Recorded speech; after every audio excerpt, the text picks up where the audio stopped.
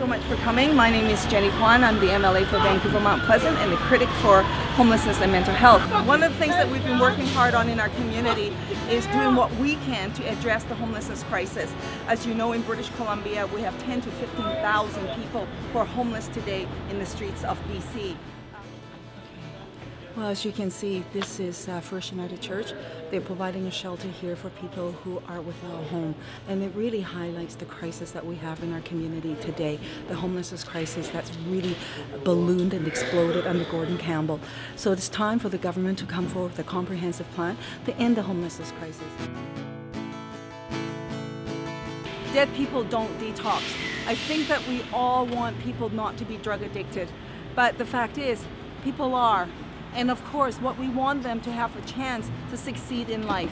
And so what does Insight do? It provides for an opportunity for people to seek treatment, to get the supports that they need so that they can be successful one day in their lives. We have a major situation where in the province of British Columbia that landlords are using a loophole in the Residential Tenancy Act. And that loophole is that under the guise of major renovations, they're evicting long-time tenants so that they can actually jack up the rent. And there's a simple solution to this, to ensure that the tenants are protected. And what is that?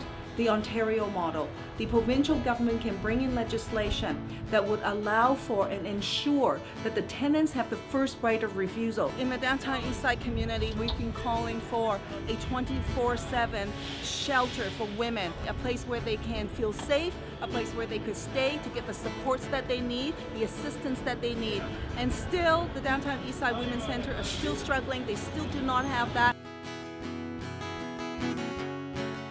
I'm a firm believer of people's opportunity to maximize their potential, no matter who you are and where you come from. And I've come to understand some of the issues that people face today, whether you're immigrant or otherwise, when you live in poverty, trying to make ends meet, where you're just trying to find safe, secure housing, where you're just trying to find educational opportunities so that you can have the opportunity to thrive and to move beyond the status quo. So much of the coverage about the downtown East Side is just skin deep.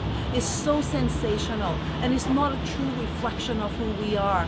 And when you talk to the people who might be struggling on how they survive, it's truly a miracle that they've survived, but yet they still stand there and they're still fighting the fight. And that's got to tell you something about the human spirit and about we as individuals, we as a community, how we can come together to support each other for a better tomorrow. And so that's really the nutshell of it in my activism in the downtown East Side. And over the years, I've been investigated, and the media came and asked me if I knew that I was being investigated. And I said no, and I said, for what? And they said, yeah, for my daisy painting episode. And I said, there's no need to investigate that. I could tell them I did it. I was there. It was a yellow and blue daisy, and sure enough, I painted a yellow and blue daisy on the Woodworth building with water-soluble paint. At the end of the day, I am an activist MLA. I want to represent the people, and who are the people in this community? They're activists. They are the people who are fighting to push the envelope, to make the changes. Without them, I don't think that we have the progressive policies that we want to see in government. And so we're a continuum of services. The activists have a role to play. I, as a policymaker, have a role to play. And we work hand in glove in order to drive change, positive changes for the people in our community.